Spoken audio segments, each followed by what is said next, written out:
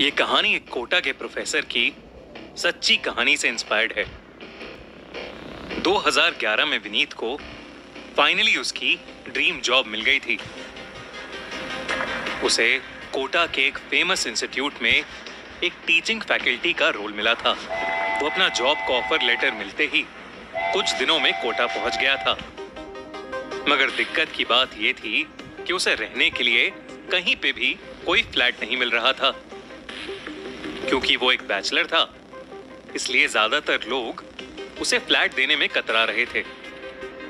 4 दिन हो गए थे, पर विनीत को फ्लैट ही नहीं मिल पा रहा था। लेकिन आखिरकार एक ब्रोकर की हेल्प से उसे एक फ्लैट मिल गया। पर एक अजीब बात यह थी कि जहां उसे दूसरे फ्लैट्स में अपने बैचलर होने की वजह से इतनी दिक्कत हो रही थी, वहीं ये फ्लैट उसे आसानी से मिल गया था। मगर ज्यादा ना सोचते हुए विनीत ने वो फ्लैट ले लिया। शुरुआत के कुछ दिन बहुत ही अच्छे बीते। विनीत कोटा के लोगों से घुल मिल रहा था और अपना काम बहुत एक्साइटमेंट से कर रहा था। रोज की तरह विनीत अपने लेक्चर्स खत्म करके घर पहुंचा और थकान होने की वजह से वो सीधा सोने चला गया। लेकिन उस रात कुछ ऐसा हुआ जो कोई सोच भी नहीं सकता था। विनीत जब सो रहा था तो उसे अचानक ऐसा लगा कि कोई काला साया उसके ऊपर चढ़कर बैठ गया है। विनीत को ऐसा लग रहा था कि उस साए का चेहरा विनीत के चेहरे के बेहद करीब था। इतना करीब कि विनीत को उसकी सांसें भी अपने चेहरे पर महसूस हो रही थीं। विनीत की बेचैनी बढ़ने लगी और अचानक वो हड़बड़ा कर उठ गया। विनीत ने उस कमरे की लाइट जलाई, मगर उस कमरे में विनीत के अलावा और कोई भी नहीं था। खिड़कियां खुली हुई थीं और हवा चलने की वजह से कमरे के पर्दे भी तेजी से हिल रहे थे। उस कमरे में एक अजीब सी ठंडक थी, लेकिन विनीत घबराहट के मारे पसीने में तर खड़ा था। उसे लगा कि शायद उसने कोई बुरा सपना देखा है। उसने घड़ी में टाइम देखा तो रात के 2:30 बज रहे थे और अब विनीत की आंखों में नींद का कोई नामो निशान नहीं था। नींद ना आने की वजह से वो अपने स्टडी टेबल पर बैठकर एक किताब पढ़ने लगा और अपनी कल की क्लास के लिए तैयारी करने लगा। लेकिन कुछ ही देर बाद उसे फील हुआ कि जैसे कोई काला साया उसके पीछे मंडरा रहा हो। विनीत ने मुड़कर देखा, मगर वहां कोई नहीं था। रात भर हल्की हल्की आहटों के चलते वो बार बार कुछ देर में पलट कर देखता रहा, मगर वहां कोई भी नहीं होता। इसके चलते ना वो रात भर सो पाया और ना ही पढ़ पाया। विनीत की अगली रातें भी कुछ ऐसे ही बीती। वो बीच रात फिर वही सपना देखता और उठ जाता और फिर पूरी रात घबराहट में बिता देता। उसे लगने लगा कि शायद वो थोड़ा पागल हो रहा है। एक रात जब विनीत घर आया तो उसने देखा कि उसकी सारी किताबें उसके बुकशेल्फ से गिरी पड़ी थीं और उसके नोट्स पर इंक फैली हुई थी। विनीत ये देखकर डर गया। उसने देखा कि उसके कमरे की खिड़की खुली हुई थी, तो उसे लगा कि शायद तेज हवा के चलते उसकी किताबें नीचे गिर गई होंगी। वो अपनी किताबें समेटने लगा और वापस उन्हें अपनी टेबल के ऊपर रखने लगा। लेकिन तभी विनीत को फिर से ऐसा लगा कि कोई काला साया उसके पीछे मंडरा रहा है। जब वो पीछे मुड़ा तो उसके होश उड़ गए।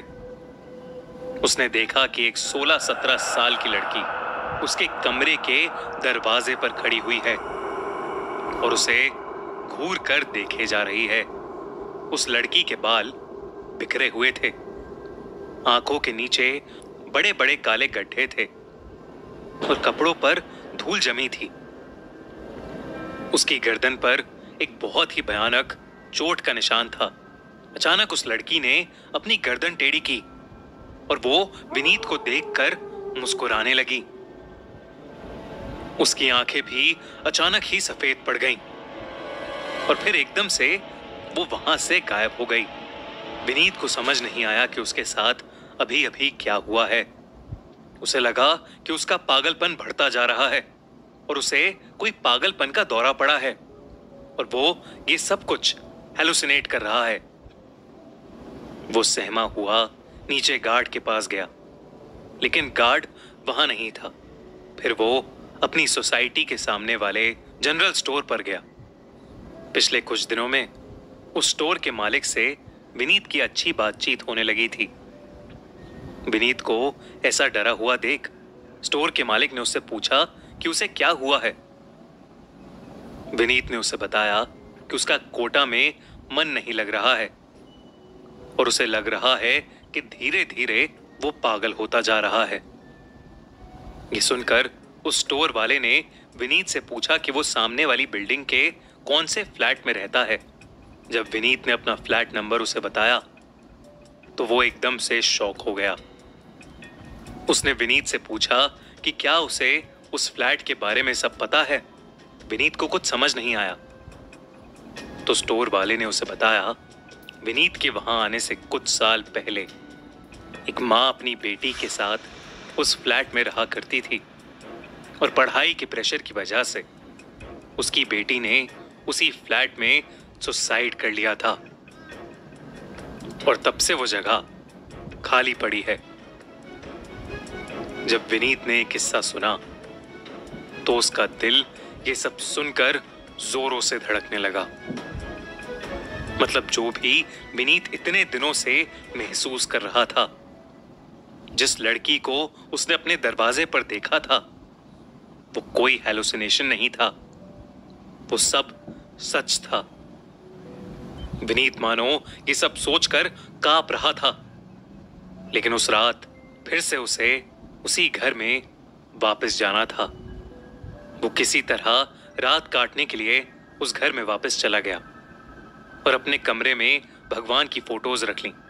उसने सोच लिया कि वो सुबह होते ही उस घर से अपना सामान लेकर कहीं और चला जाएगा और यही सोचकर वो नींद की गोली खाकर सो गया। लेकिन अचानक पंखे से कुछ अजीब सी आवाज आने लगी, जिसकी वजह से विनीत की नींद टूट गई। जब उसने अपनी आंखें खोलकर देखा तो उसकी सांसें मानो रुक गईं। पंखे से उसी लड़की की लाश लटकी हुई थी जो विनीत के उठते ही पल भर में गायब हो गई। उसके बाद विनीत ने ना वक्त देखा और ना ही किसी सामान की परवाह की। वो चीखता हुआ उस घर से बाहर दौड़ गया। उसने बची हुई रात एक होटल में काटी और अपने मकान मालिक को कॉल करके बहुत सुनाया। अगले ही दिन उसने अपने एक दोस्त की मदद से वो घर खाली किया और वहां से बहुत दूर कहीं रहने चला गया। गाइस, कैसी लगी आपको ये कहानी? कहते हैं कोटा एक फैक्ट्री